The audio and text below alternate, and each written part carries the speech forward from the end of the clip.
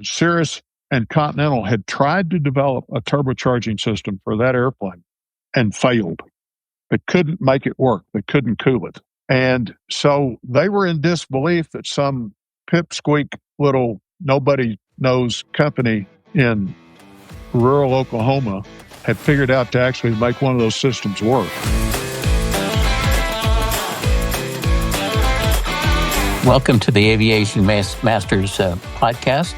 This is Mike Busch, and today I'm speaking with one of the most fascinating people I've ever met in aviation. I've known this gentleman for probably 30 years or so. He's an entrepreneur. He's a trial lawyer, an inventor, an iconoclast, a destroyer of old wives' tales, the Archbishop of the Church of Lena Peak, and more seriously, the co-founder and chief engineer of General Aviation Modifications, Inc., GAMjectors and G100UL fame. Also, the chief engineer of Tornado Alley Turbo, who put the best power plant ever in the Cirrus SR-22. George, thanks for being here. Good to be here, Mike. This should be interesting. Yeah. So, how long have we known one another? I'm sure it was before GAMI. I think it was CompuServe, the FSIG forum. Yeah, I think it goes back. We first encountered each other in a message exchange on CompuServe in probably the summer of 1991. Wow. So that's a long time. But, it occurred to me that when I was thinking about interviewing you on this pod, that I really didn't know very much about your life before that. I mean, we were both in our middle ages when we met. But are you grew up in Oklahoma? I grew up in a small town in southeastern Oklahoma, a little town of Ada, Oklahoma. Oh, you did grow up in Ada. Pardon? You did grow up in Ada. Yes, in Ada. It's like right in the heart of the old, Andrew Jackson Indian Territory. And you went to school in New England? Well, Mike, good Lord, I was really, really lucky. I had parents that grew up in the middle of the Depression, but they believed in education. And they couldn't afford it for my older brothers, but when I came along, they could afford it. So I ended up getting a really good high school education in a good private high school, and ended up being an engineering student at Brown University. Got you interested in, this was an aeronautical engineering program at Brown? Yeah, I graduated with a major in aerospace engineering. And what originally got you interested in aviation?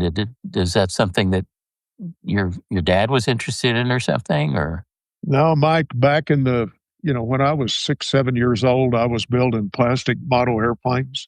I remember building a plastic B-29, 1954, 55 time frame.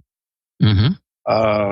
Took my first ride in a real airplane when I was about 15 years old. My older brother got a private license and took me for a ride in a J3 Cub. Oh, goodness.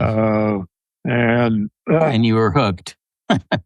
Yeah. I ended up soloing on the 7th of June, 1965, at the age of 17, and got my private the next spring. And a year later, did commercial multi-engine flight instructor, instrument instructor in 1968. Well, interestingly, that's almost exactly the same time that I got my private in 1965. But I was much older than you when I did. I think I was a junior in college, and I learned to fly in Phoenix, Arizona. So, at any rate, so you went through a Brown, got an aeronautical engineering degree, and then wound up going to law school after that? Yeah, but when I was at Brown, I may have been the only person in my engineering class that had a real job off campus. And I was a flight instructor on weekends and evenings for a local flight school. And mostly teaching businessmen that had their own airplanes. Mm-hmm. And they were busy in the day, but I could fly at night during the week and then on weekends. And, flying in New England and Providence, Rhode Island on Narragansett Bay in the wintertime, you get lots of real serious IFR experience real quick. Yep, I remember. I mean, it was very typical to take off with a 700-foot overcast and land with 200.5 feet someplace when we got through at the end of the evening. It was really good instrument training for the students. Couldn't have been better. And then the best part of that, Mike, was most of these guys that had their airplanes enrolled in the Civil Air Patrol, and so their airplanes had landing rights at the Naval Air Station south of Providence at Quonset Point. And they didn't have an ILS, but they had an old GCI or PAR system. And their minimum those are so much fun to fly. Yeah, but their minimums were 100 feet and a quarter mile. And so we'd go down there when the fog would roll up off of Long Island Sound up Narragansett Bay, and we'd shoot approaches, one after another to 100 and a quarter. And then we'd watch the weather, 20 miles north. When it finally started getting real low back at the Providence main airport, then we'd haul over there and land with 301 or something, 10 o'clock at night. You weren't allowed to touch down on the military field, right? You just No. We had full landing rights, and they loved it because we did a lot of it on Fridays, Saturdays, and Sundays. And they would put trainees at their scopes and used it as a training environment. Yeah, so they needed experience to stay current. Yeah, it was a good deal for the Navy, and it was a good deal for my students, and it saved my life eventually. Learning how to shoot basically what amounts to 0-0 approaches. Mm-hmm. So, how did you wind up in law school after that?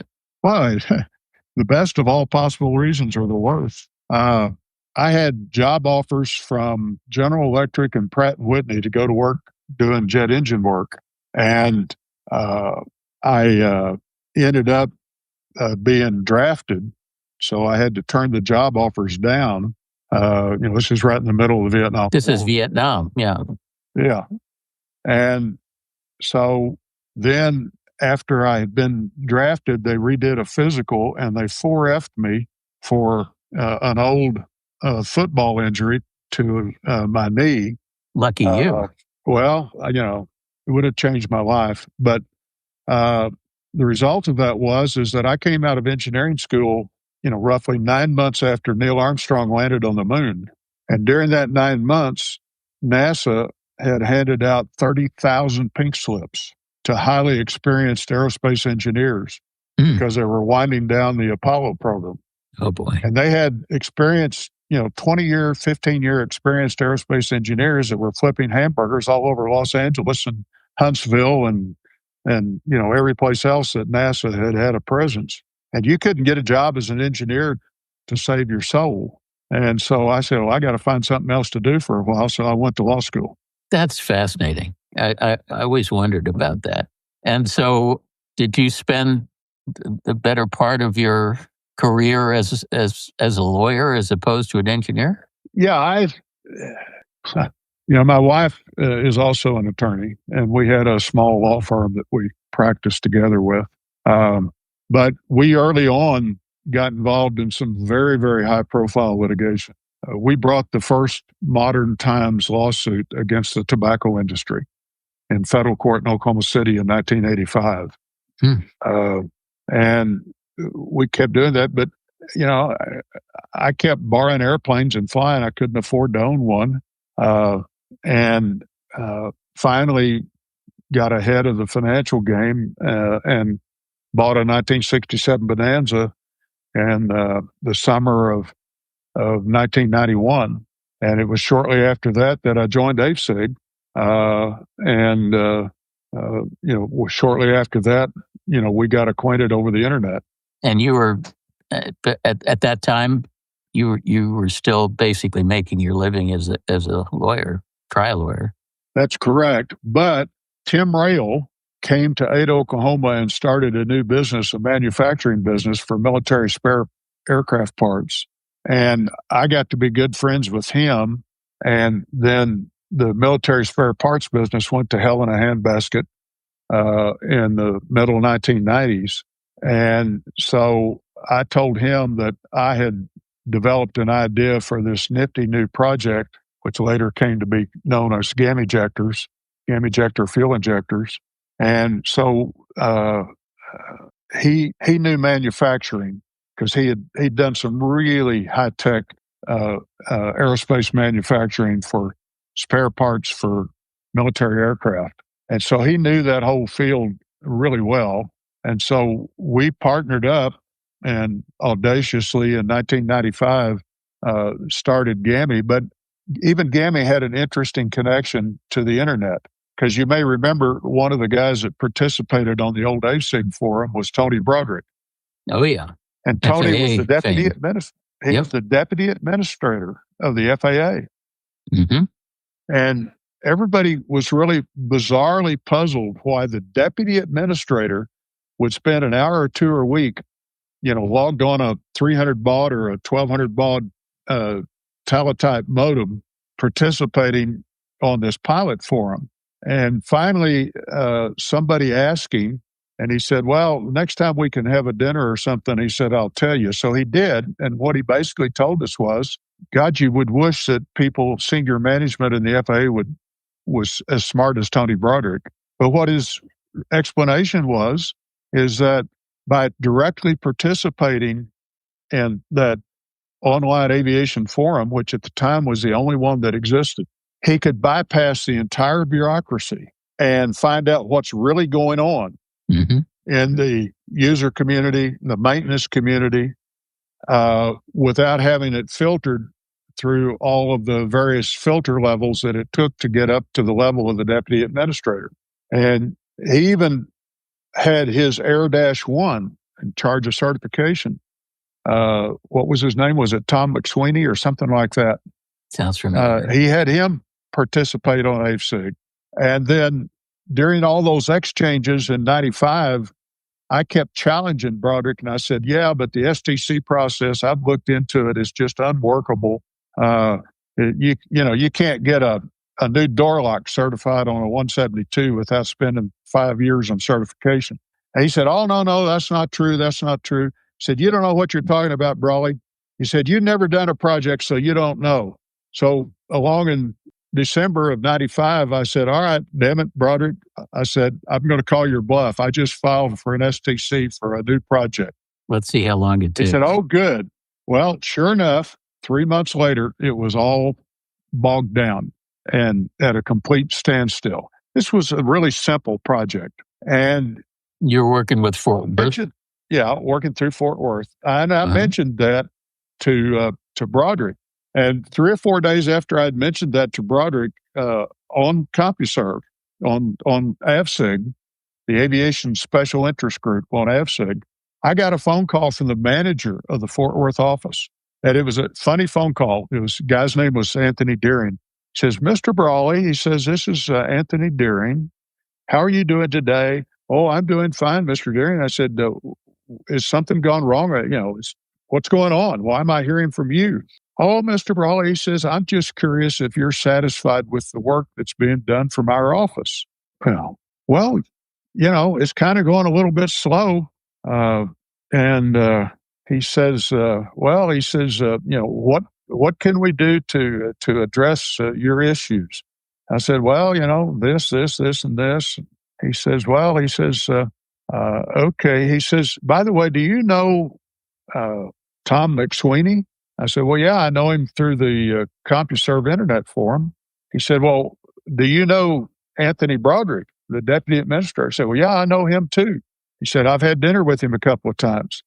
And when I said that, he went, oh. That explains it. Well, he had gotten a phone call that morning from Tom McSweeney wanting to know why the hell this fuel injector project was stalled up. And it come from Washington. And they don't like, regional managers don't like getting calls out of the clear blue from Washington. And so that had the magic effect of bursting the long jab. And that was in March of 96. And we had the fuel injectors approved by July of 96. And I took a presentation out to SMICS gig at the get together and did a presentation at the SMICS gig that summer in Santa Maria. So let me back you up a minute before this, the founding of GAMI. What originally got you interested in doing the unthinkable of running these engines lean at peak where all men feared to tread? So, I mean, I remember back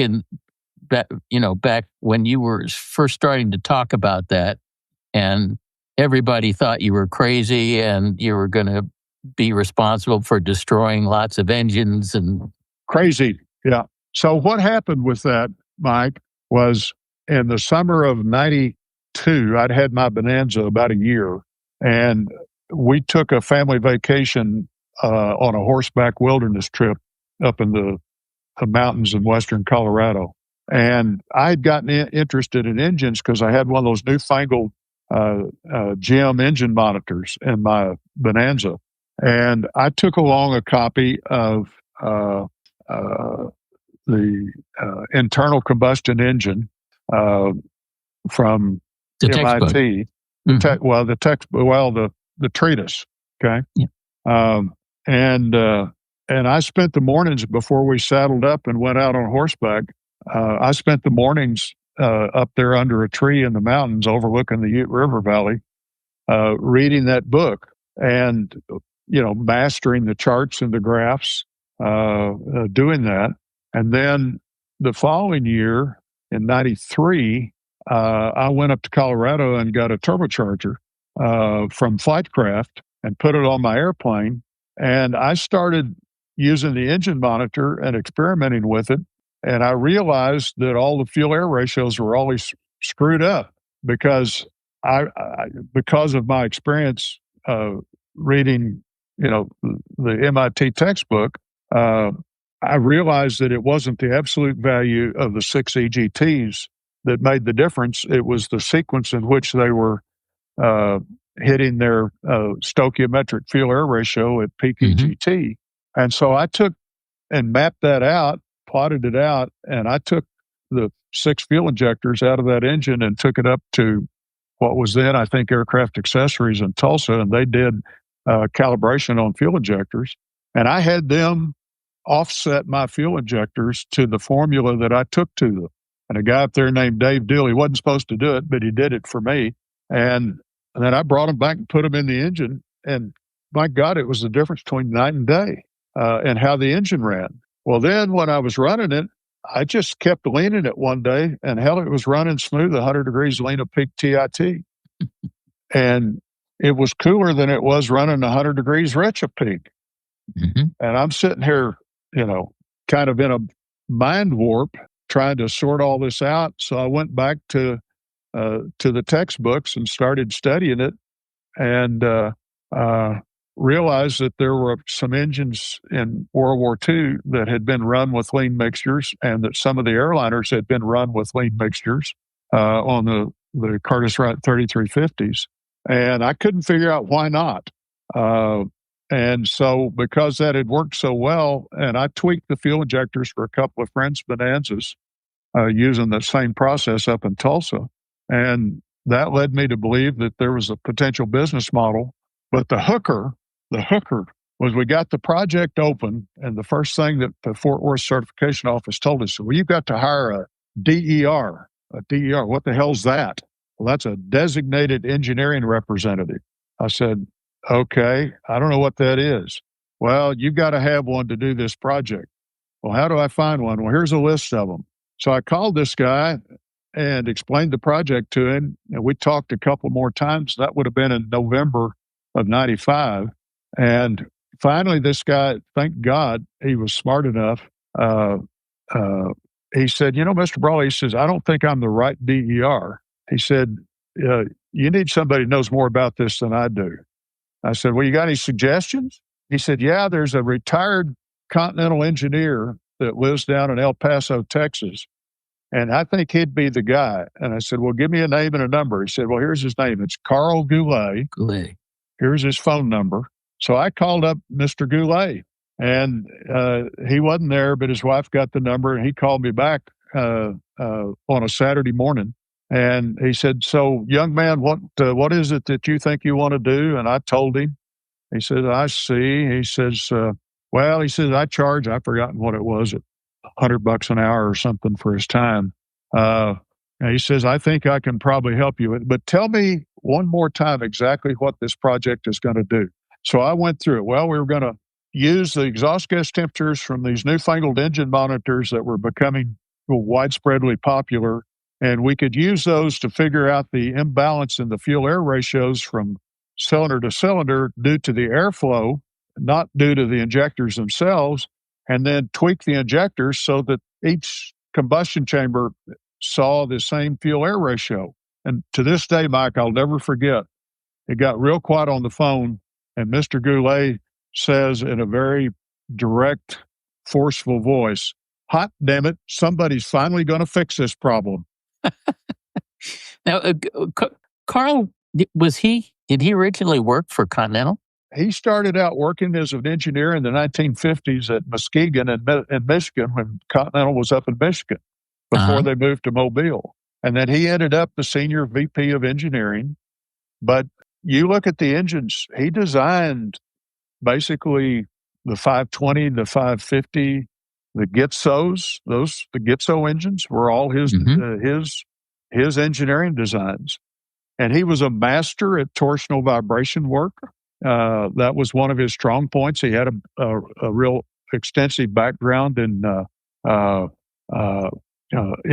mathematics and could run the vibration analysis almost in his head.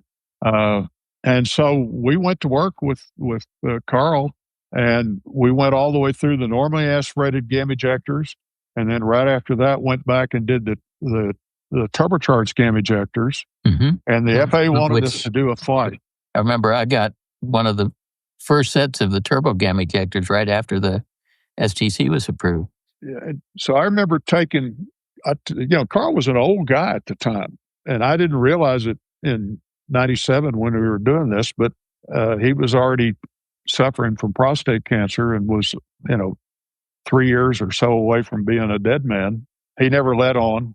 I remember flying around with him at 26,000 feet in my Bonanza with in experimental with turbo fuel injectors.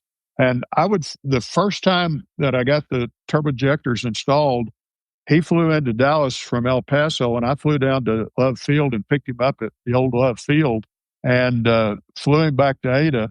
And we were about halfway back to Ada, and he says, "Now, son, show me how these fuel injectors work." He says, "Start this engine rich and lean it all the way to idle cutoff."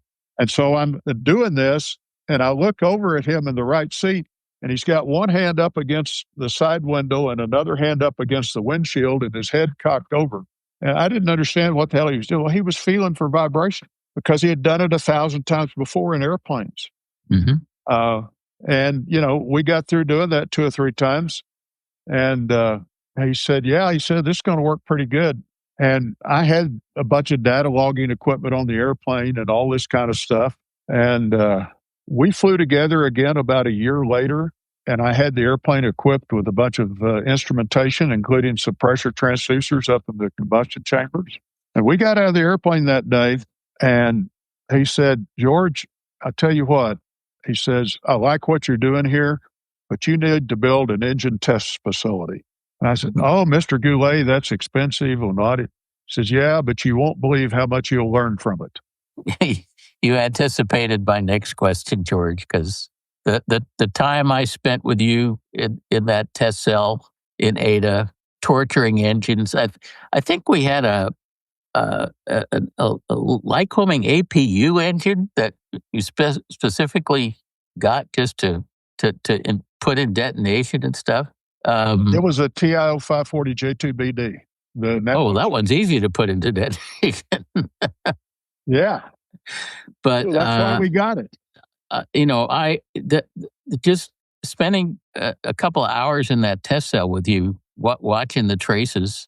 I mean, that just was such a watershed event for me. I came away with an understanding of the combustion event that I never had before, and it just made all the difference. I mean, I just wish every pilot could spend an hour in that test cell seeing the stuff that I was seeing, because it was just fascinating.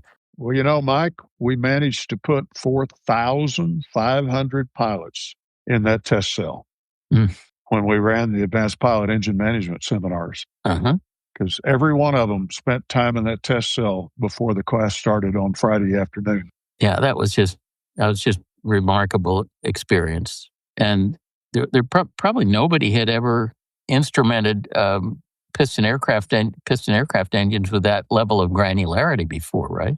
I think that is correct. And even to this day, to the best of my knowledge, there is no other aircraft piston engine test facility in the world that can do all of the stuff that we can do.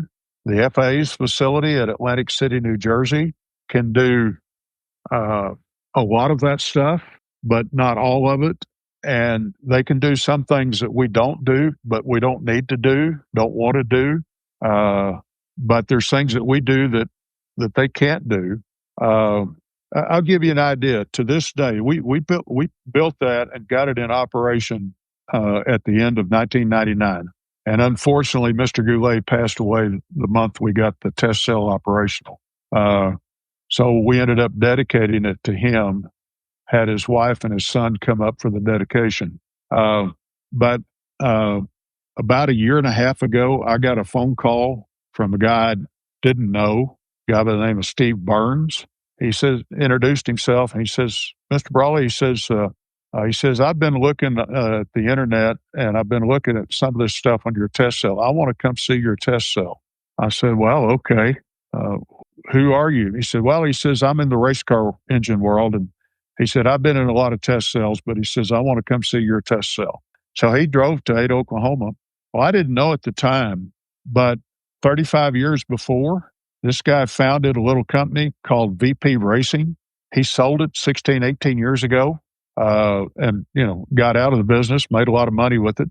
But he's the guy that started and developed the VP Racing Fuel Company that's currently working with Lyondell to develop the ETBE-based unleaded Avgas.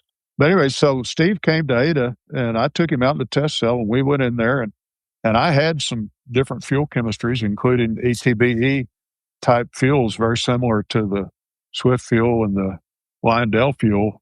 And we'd sit there and switch them back from fuel A to fuel B to fuel C. And he's watching it run on the test stand.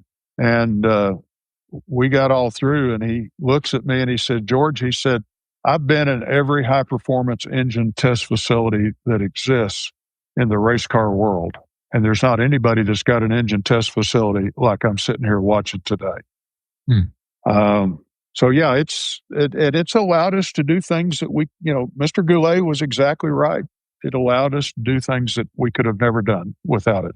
Yeah, well, certainly the fuel work that you did, this test cell had been invaluable.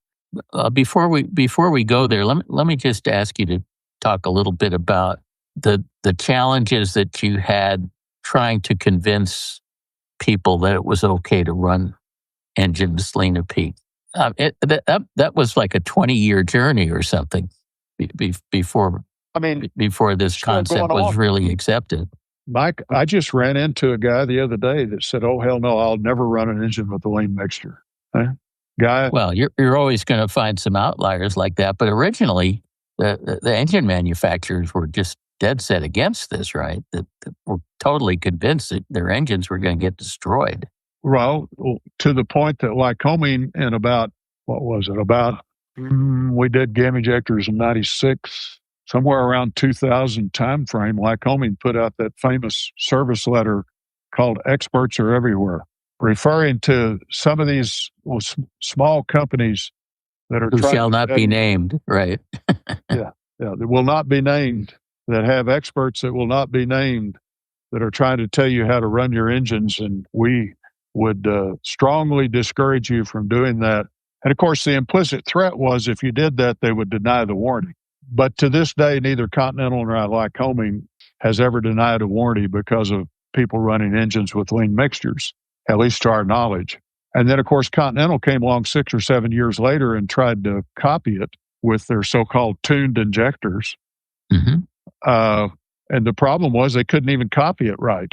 We redo Continental tuned injectors all the time because they don't work right the way Continental does them. So, yeah, it was a challenge. One of the interesting things I remember was one Saturday morning after we'd been doing GAMjectors about 3 years and we're deep in the middle of this Lena Peak, Richa Peak stuff. On a Saturday morning, I got a phone call from Captain John Miller. Now, most of the people watching this have no idea who John Miller was. John Miller was a retired Eastern Airlines captain. He was an old guy. He owned a Beach Duke. And he called me up. He was pretty famous in the Beechcraft circles as a guru. He called me up one Saturday morning and he says, Mr. Brawley, he says, I've been reading about your fuel injectors. He says, they're not yet available for my Duke, but I sure do want some. I said, well, have you ever tried to run your Duke Lena Peak? He says, yeah, that's the only way I run it. I said, how long you had it? He said, 10 years. He said, I wouldn't run it any other way in cruise. I said, well, how did you know that was going to work? He said, Mr. Brawley, he said, I've got 80,000 hours operating Curtiss-Wright 3350s, Mm-hmm. Lena Peak. I had no doubt. I said, wait a minute, nobody's got 80,000 hours running, anything.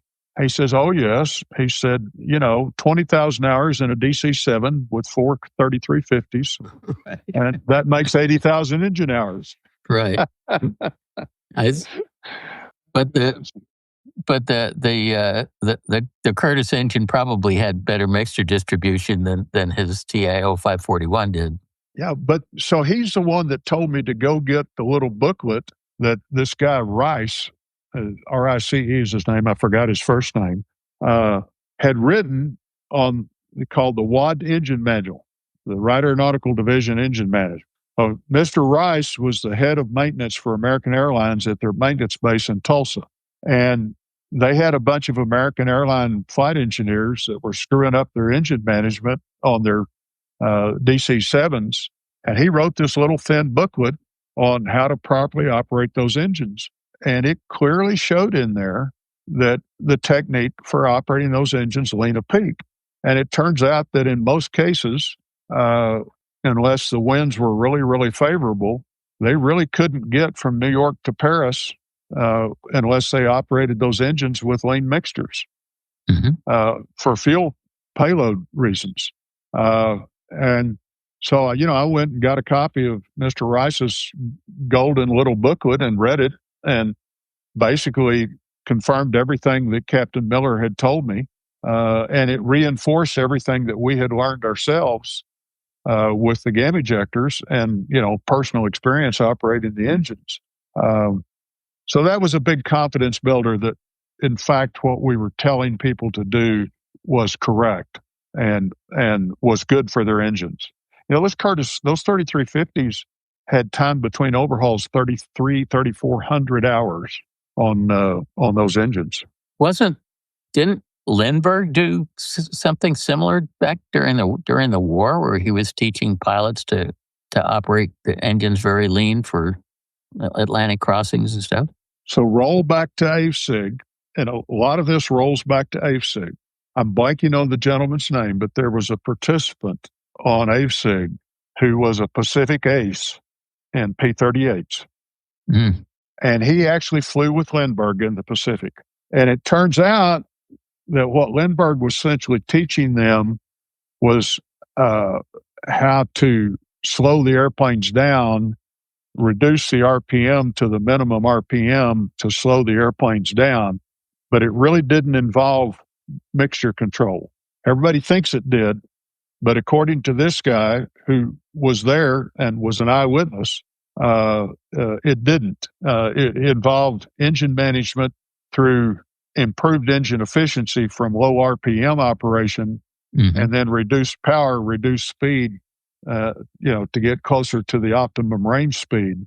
If he had added fuel-air ratios on top of that, the P-38s could have extended their range another 300 miles. But that wasn't in the mixture. That didn't happen. That's interesting. So let me ask you a little bit about your experience with certification.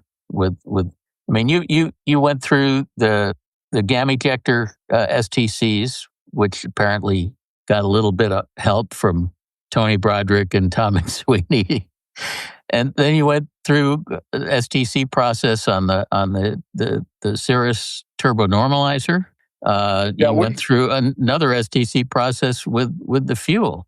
Talk about your experience with the whole FAA certification process.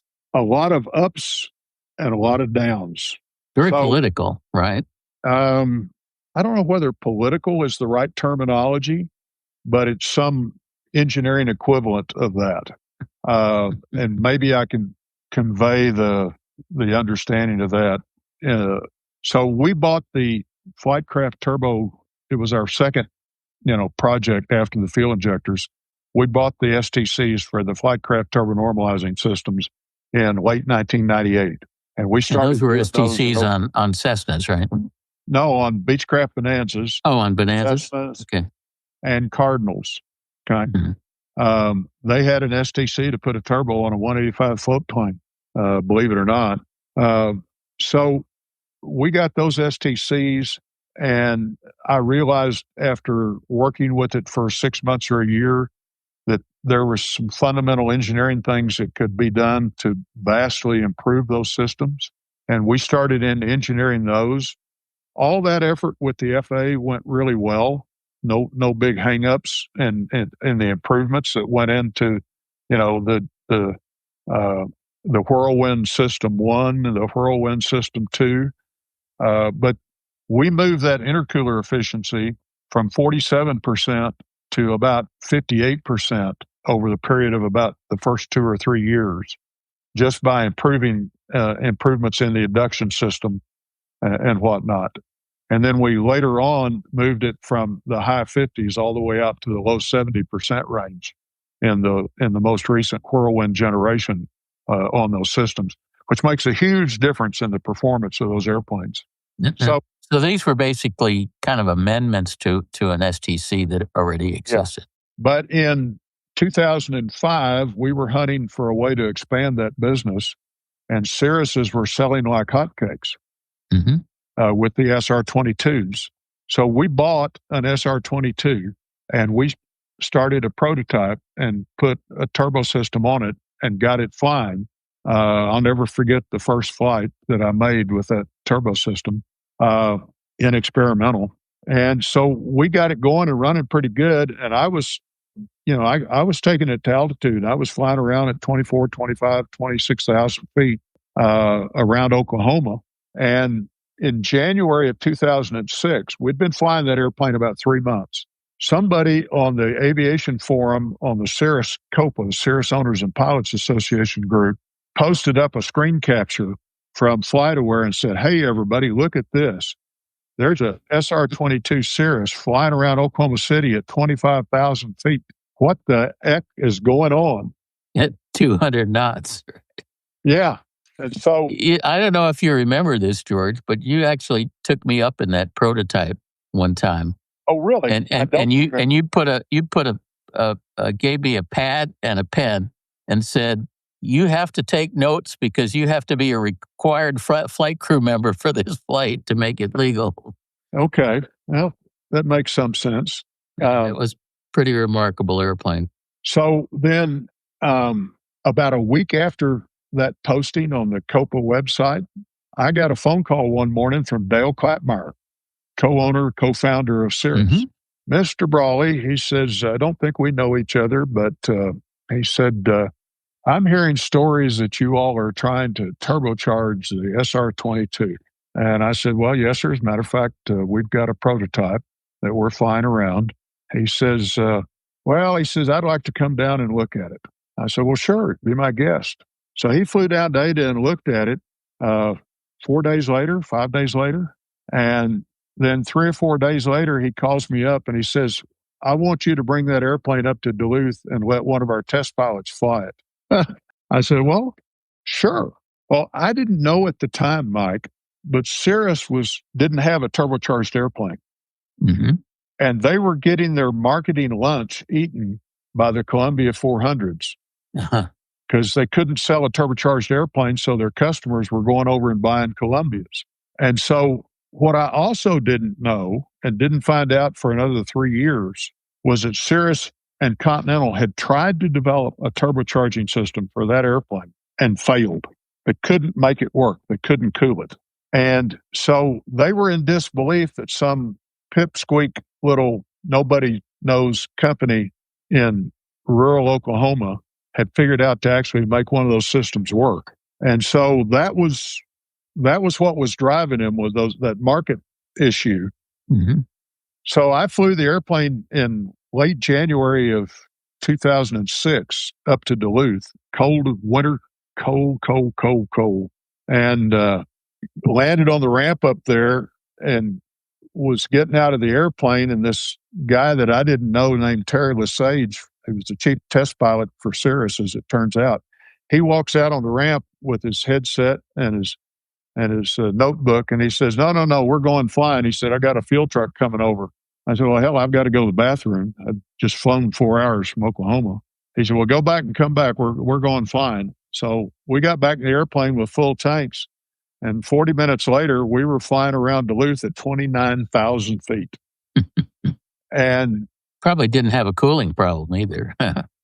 Well, it was kind of cold. It was like 100 below F, But, we were running 80% power with lean mixtures at 29,000 feet. Hell, I don't know what the service ceiling. I bet the service ceiling on that airplane is really 40,000 feet. So we get back on the ground. He says, well, get your computer and your PowerPoint presentation. I've got a group of engineers in here that want to see it. I said, nobody told me I was supposed to do that. But I had a bunch of downloaded data with me. And so I went inside and got my laptop out, found some of it, and started putting it on the screen. And we were at this big conference room in there. They had about 15 of their engineers in there. And, there's one thing worse in the world in a big company, and it's not invented here. Well, there's one thing worse than not invented here, and that's we tried and failed, and we didn't invent it here. Yeah. And I was facing this hostile group of engineers because they'd all worked, on the project I didn't know anything about, the Cirrus turbocharging system, and couldn't make it work. And, here was this guy nobody ever heard of from Oklahoma with an airplane parked on the ramp that their test pilot was telling them worked really great. So, I was putting up, temperature plots for the oil temperature and the cylinder head temperature. And I had hot day data from back in Oklahoma. And they didn't believe it. They thought I was lying to them. So a month after that, Cirrus called us up and said, we want to do a contract for you to contract develop this system and produce the parts and ship them to Duluth. And we want to put them on the airplanes as OEM factory turbo systems. And we want it done by August. Now, had you received the STC by then, or was still working on it? No. We were still working on the STC. And basically what they said is that, and by the way, we want this done by Oshkosh, end of July. We want the STC. I said, guys, that's not going to happen. And they said, no, we got to have it by Oshkosh because we're going to have all kinds of customers there. And I didn't realize how bad they were getting beat up by the Columbia thing. Mm-hmm. Okay. And it was hurting their sales significantly. And so they said, no, we've got to be able to show this airplane to customers at Oshkosh. I said, well, look, the best I can guarantee is that we'll have a bunch of airplanes that are conforming to the final configuration, and you can put them in experimental market research, and you can give customers legally give them rides in those airplanes and take orders for them and go ahead and deliver their normally aspirated airplanes. And then when the FAA issues the STCs, then you can bring the airplanes back and retrofit them there at the factory, and they'll still be factory systems. Mm-hmm. So that's what we did. They had a backlog for like 75 of those at the end of Oshkosh from that. But the best part of this was, you were asking earlier about the FAA and working with the FAA. Mm-hmm. We had developed a fairly good working relationship with a project engineer out of the Fort Worth office, doing some of our upgrades to the turbo system. He had been up to our facility. He knew we did good work. And when we signed this contract with Cirrus, I got a phone call from him. And he said, George, he said, you're not a DER, but he says, I've watched your work. He said, I'm going to delegate this project to you and your company. And you do the project, you write the reports, you do the flight test, you write the reports. And if this is all good and I approve it all as it goes along, then I'll get you a DER ticket at the end of this. But I'm going to use this as a proving ground for your DER ticket. How cool is that? Well, it's the way the FAA should be working. Okay. Mm-hmm. And so we went to work. Well, I didn't realize it, but Cirrus was pushing real hard at the old Kansas City Small Airplane Directorate from Cirrus's end, coming down through Chicago, kind of urging the Small Airplane Directorate to urge Fort Worth to make this project, expeditious and give it a high priority.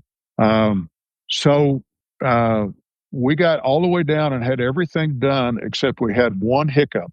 We had an alternate air door that was a spring-loaded alternate air door. Mm-hmm. Well, the regulations had changed and we had missed it on one of the, the various revisions in Part 23 of the regulations. And they had required a mechanical actuator for the alternate air door. A manually operated. Even though there were thousands of Bonanzas out there that had spring-loaded alternate air doors, Cessnas. Well, the reason was that some FAA pilot had been flying one of those spring-loaded alternate air doors one day up in the Pacific Northwest, and it had iced up and didn't open. And so they decided they had to amend the regs to fix it. But we had this alternate air door. We had it located, and it was really clever, if I say so myself. And frankly, I'm not even sure I was the one that came up with the idea. I don't think I was. I think it was one of our other good engineers. It might have been Tim Rail.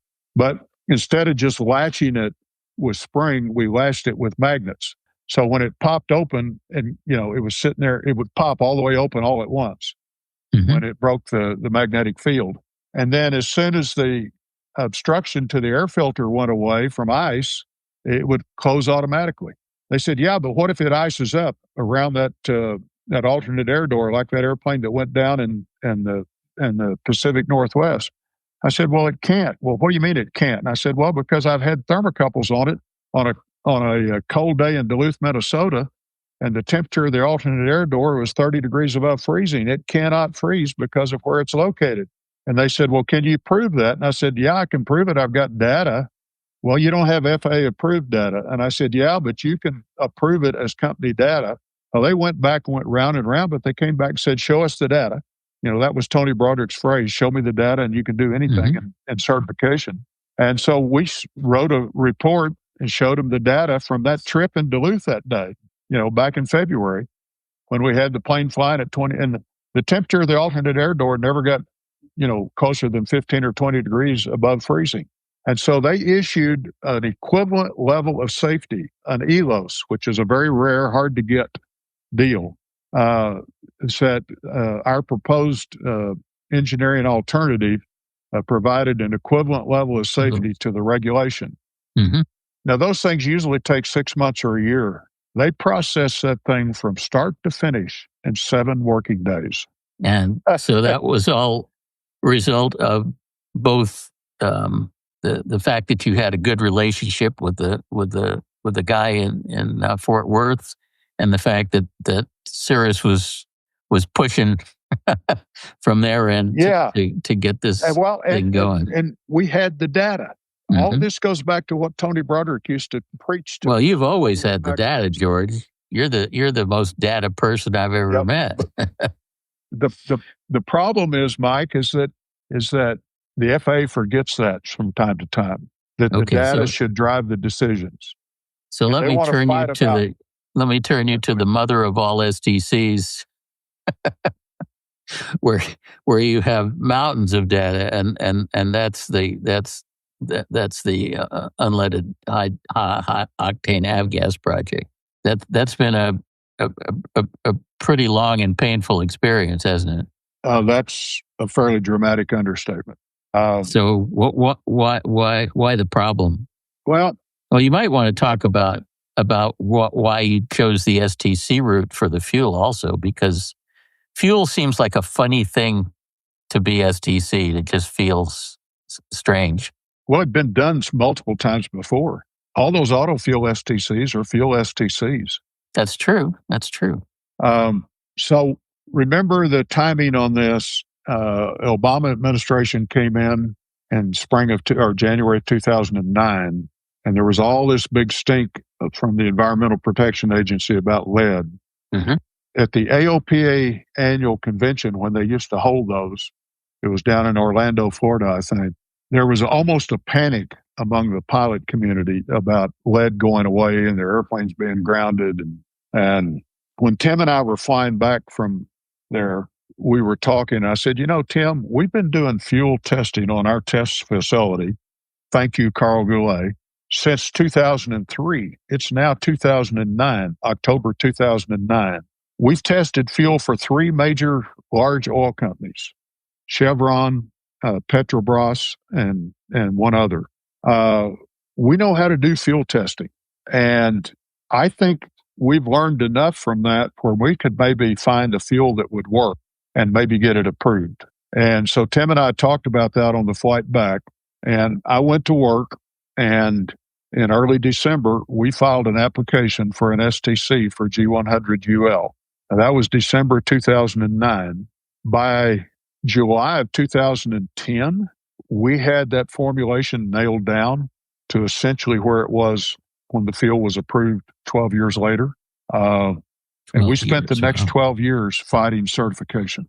And why was it so difficult? What were the factors what was the pushback?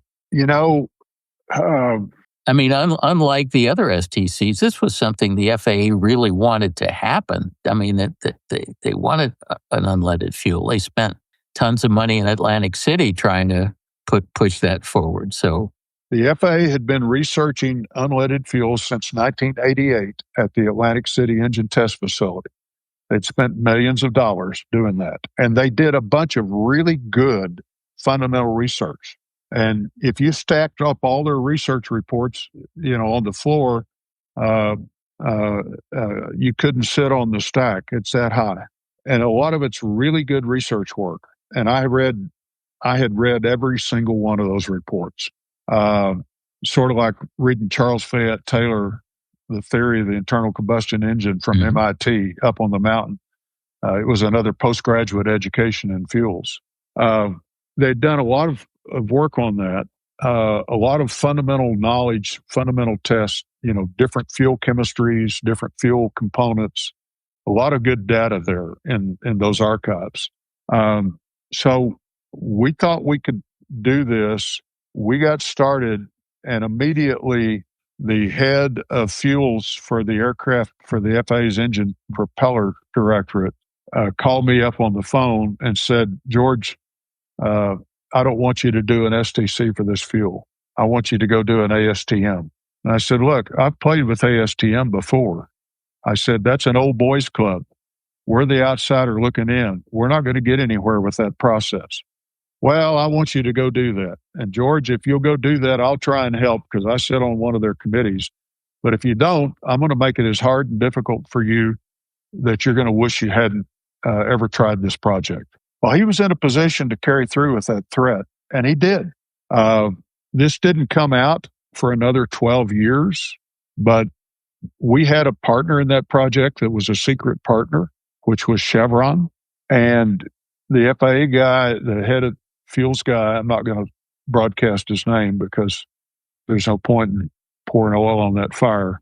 But he was the guy that every major petroleum jet fuel Avgas producer, that if they had a problem with a batch of fuel being 1 degree out of spec on a distillation curve, he had to write the waiver so they could sell those 2 million gallons of jet fuel that were unloaded at the port of Nassau and the Bahamas. So one day late in March of 2010, just 4 months after we got started, and like I said, we had a major oil company silent partner. He calls up their head of of Aviation Fuels Division, a lady, and has this conversation. And the conversation was something like the following. Hey, this is Mr. Smith calling today, wanting to know how Chevron views the cooperation they've been getting from the FAA.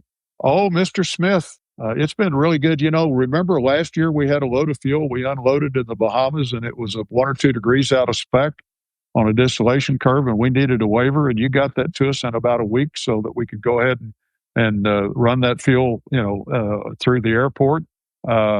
Really appreciate your cooperation and your help. He said, well, that's good. He said, by the way, I understand you're working with this little company in Oklahoma on an aviation unleaded gasoline. Oh, yeah, it's a very promising project, and we've got a lot of experience with that little company.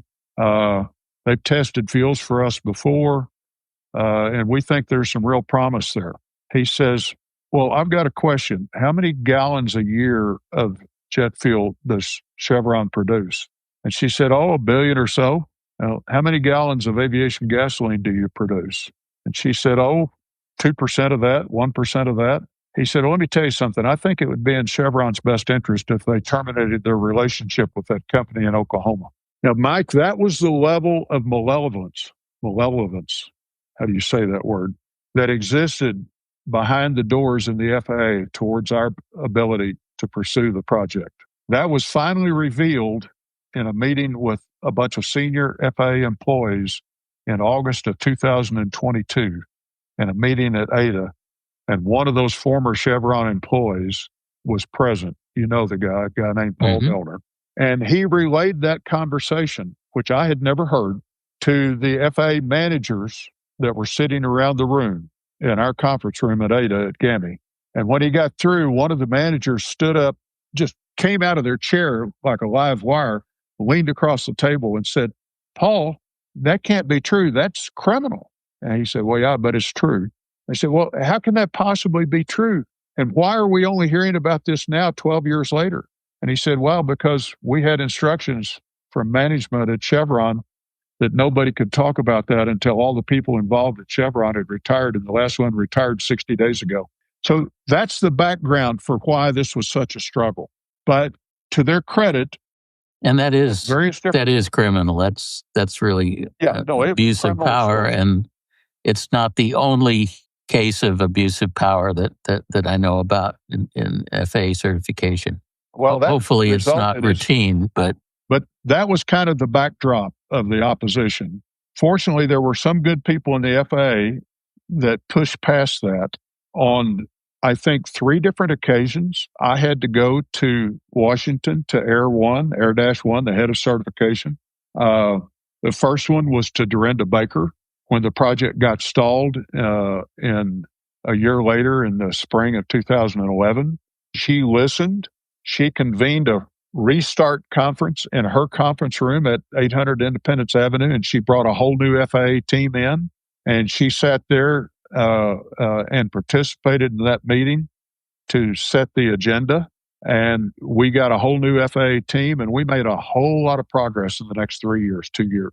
Really good engineer from the FAA, a guy named Kevin Brain out of the Atlanta certification office, one of the smartest people I've ever known, and certainly one of the really good FAA engineers. He had a big background in engines at Continental before he went to the FAA. And that went along really well. And we got hung up in 2015 because the FAA wanted us to stop and do an issue paper. This is the highest level review process that exists in the FAA. Wanted us to do an issue paper on the means and methods for properly doing detonation testing on aviation gasoline. And I said, good Lord, that can take 3 years. The guy said, no, we'll get it done in 6 months. I said, no, I don't believe that. He said, George, I promise you we'll get it done really quick. Well, it took 11 and a half months, took nearly a year, but we got that done. And Mike, to this day, that is the only FAA issue paper for a means and methods for doing detonation testing that has ever been signed off by the FAA. And we use, and I remember the conversation. It was with Peter White, who was then at the time the head of the PAFI program too. And the PAFI program had asked us to get into the PAFI program back in 2013. And I asked a very simple question. I said, okay, I'm willing to do that, but we've got 3 years of certification work that's approved already by the FAA. Are we going to get credit for everything that we've already done that's been approved? And their answer was no, you have to start in all over again. And we said, well, that's crazy. We're not going to do that. So, any rate, we got that issue paper approved for doing detonation testing. The project moved along pretty well. And then, unfortunately, Kevin Brain got ill, ended up rather quickly passing away from, I think, a brain cancer. And they put a new team in charge, and the new team were basically all PAFI people, and they were doing everything they could to stop the project because they wanted PAFI to get something to work first. And finally, that got out of hand, and I went up to the little air show at Tarkio, Missouri, that happens every year right after the 4th of July. And I met with then AOPA President Mark Baker and had breakfast with him and explained the problem with the hang up on the project. And that was in early July of 2020. And I mean, we've been hung up for 3 years with this team that was bound and determined to do nothing. And so Baker said, well, let me look into it. A week later, I get a personal phone call from Air-1, Earl Lawrence then. It had changed from Dorinda Baker to Earl Lawrence. Both and Earl good said, people. George, and Earl said, George, I've been looking at your certification file. This project's taken 5 years too long. He said, I'm going to fire everybody working on it, and I'm going to put a whole new certification team in charge of it. I went, oh, good God, we'll have to teach somebody the whole project all over again. And he said, yeah, but these are really good people. And he said, George, I think it's in your best interest to do this, so I'm going to do it. And he did. He put a new team in charge out of the Wichita certification office, 2 of the best engineers I've ever worked with in my life, a guy named Jeff Janis and another guy named Kevin Marks, who was the lead guy. It turns out that Kevin Marks and the earlier guy, Kevin Brain, had gone to engineering school together at Wichita State and graduated in the same class. And they went to work, and they spent the first 6 weeks reviewing the cert file with us on a twice weekly Zoom call, because this was right in the middle of COVID. And then we went to work, and December of that year, we did the final detonation testing. They wanted to do it by Zoom because of COVID. They couldn't get travel permission. And I said, no. I said, I'm not going to agree to that. I want the FAA to be in Ada, Oklahoma in our test cell and see it in person.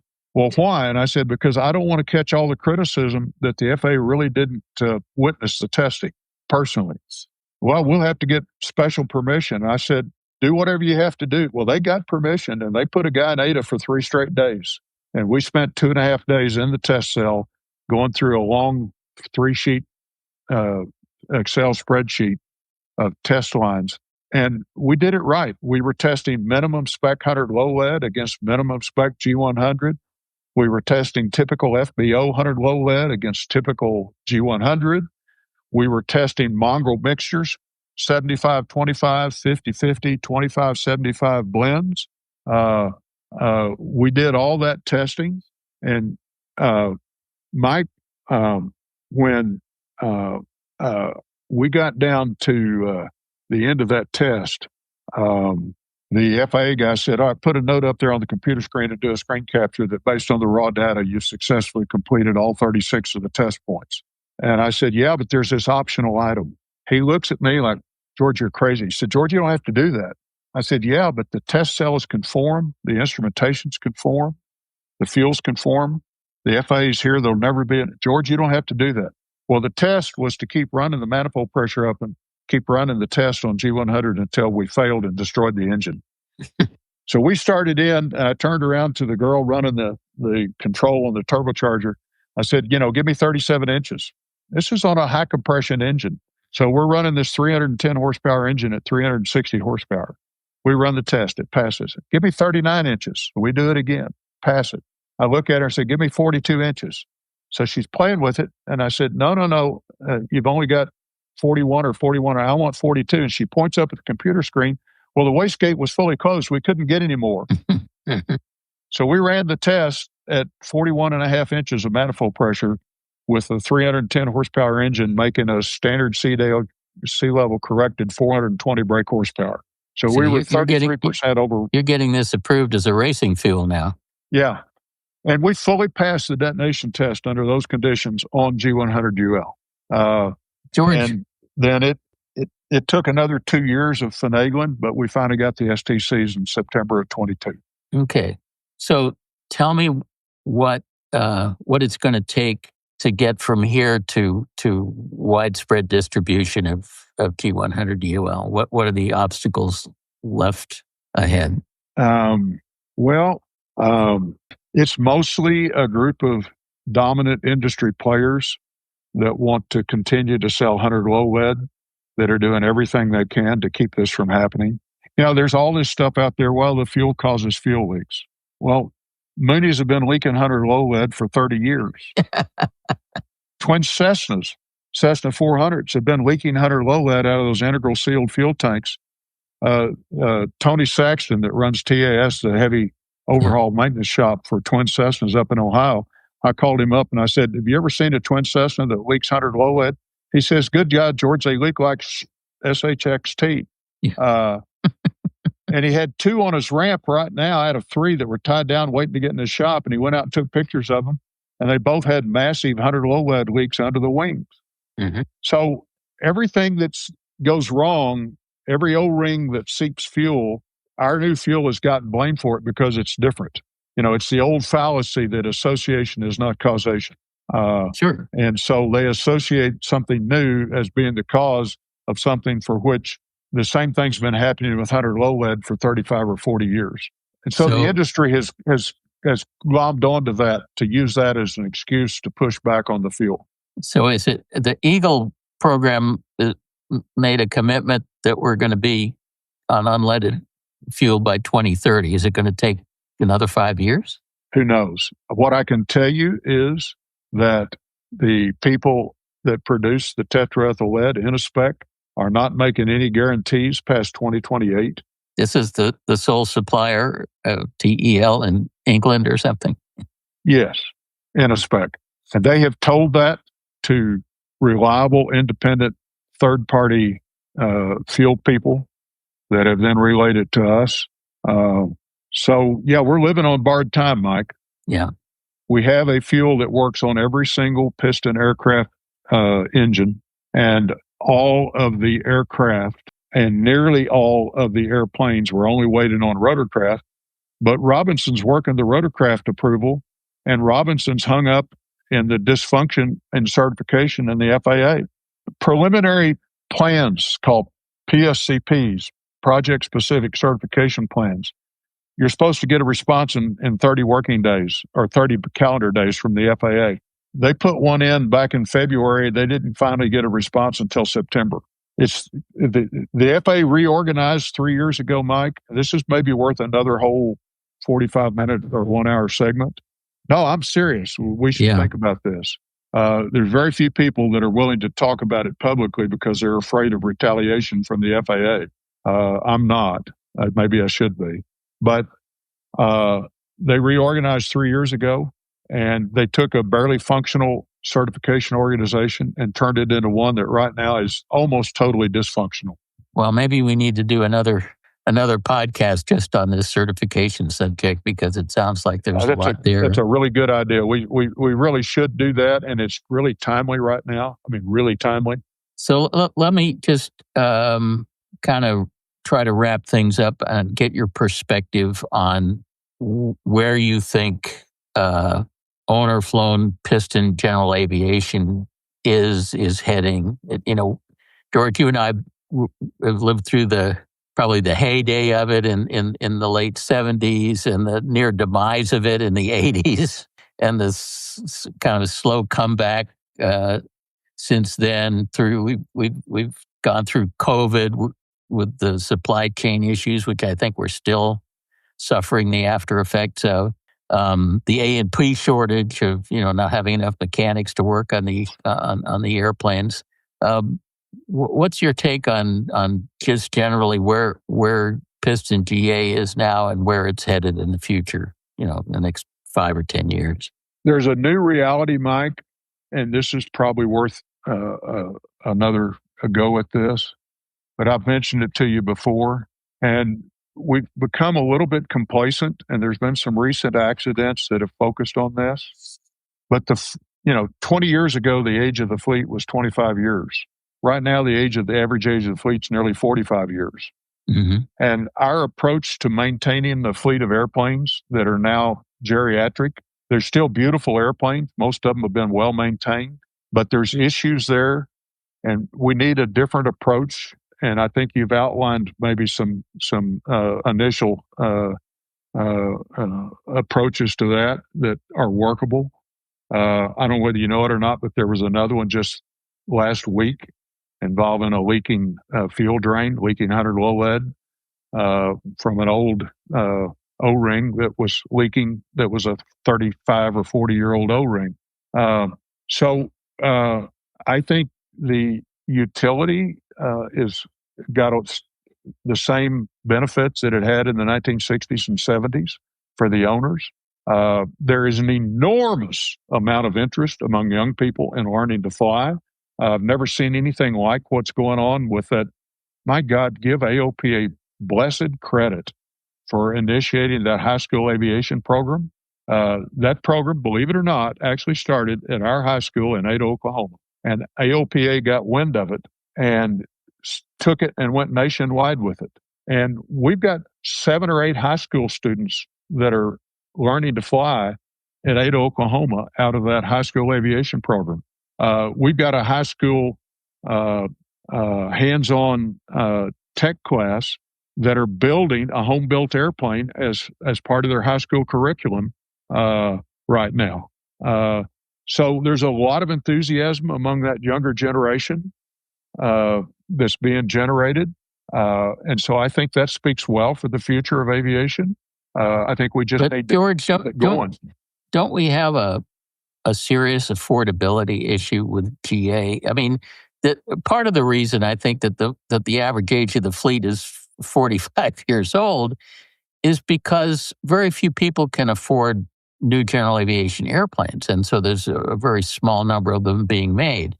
One of the things, one of the tools that I like to use is what I used to call the Cadillac index. I may be dating myself, but it was kind of, if you look over time as how many Cadillacs you could buy for the price of one new general aviation airplane. And back when I first became an aircraft owner, I bought my first airplane in 1968. It was a new Skyline that I picked up at the Cessna factory in Wichita. It was about a 4-to-1 ratio. You could buy four Cadillacs for the cost of that Skyline, and now it's up to 11 or 12. Yeah, that's not a bad index. I don't think the 4-to-1 is ever quite right. Well, I did some research on it. Well, maybe so. But yeah, but Mike, it's this really giant negative death spiral that the lower the production numbers, the higher the cost per unit. Mm-hmm. And so, and this cost of certification that you're talking about, and yeah, and you know what, and the fact that things are now certified to Part 23, which is a lot more demanding than the old Car 3 stuff. Well, and the oversight from the FAA is very different. I mean, Mike, you remember, we didn't get a chance to talk about this, but I spent 3 summers working for Ted Smith at Aerostar in 1967, 1968, and 1969. And I watched the Aerostar get certified in less than 12 months. And it was all done through this newfangled thing called DERs. And it was done at the Flight Standards Office at the Van Nuys Airport. That was the primary focus of that certification. When I went to work there was 35 employees. 28 months later, when I left after the 3rd summer, there was 1,400 employees, and they were, we had one airplane flying that was a prototype when I first went to work there. And 2 summers later, when I left, we were delivering 30 airplanes a month. My God, that's the way it ought to be. Yeah. It's the way it can be. It's the way it should be. And the FAA needs to put together a task force to put us back in that posture, that certification posture. Well, from your lips to God's ear, George, it sounds like like things have really gone downhill in terms of the mass of the flywheel that the FAA certification applies. And I guess it's no wonder that, the experimental area is the fastest growing area of general aviation, because the certification route is just so difficult to deal with. And I'm going to tell you, Mike, when you publish this, I'll probably get some blowback from some of the things I've said today. That's never bothered you in the past, George. We've been at this for an hour and a half, and it doesn't seem like it's nearly enough. There are some really good people in the FAA that are desperately trying to do the right thing. Yeah. And they're being pushed aside. Or if not pushed aside, they must be really frustrated because they're having to deal with the bureaucracy. Well, let's hope it gets better. George, we need to do another one of these, no doubt about it. Please, let's do. This has been quite fun. It's been a good trip down aviation memory road. Yep, you bet. Let's plan on doing another one. Anyway, thanks so much for the time. This has been very enjoyable, and I learned a lot of stuff about you I didn't know, and I thought I knew pretty much everything. So I want to do this again because I want to tell some stories about you. Okay, fair enough. That will be fun. George, thanks a million, and we'll definitely do it again. All right, sir. Thank you very much. This is a worthwhile adventure, our program that you're starting out with here on this Aviation Masters. So thank you very much, Mike, for doing this. Well, thank you, George. Take care. Be well.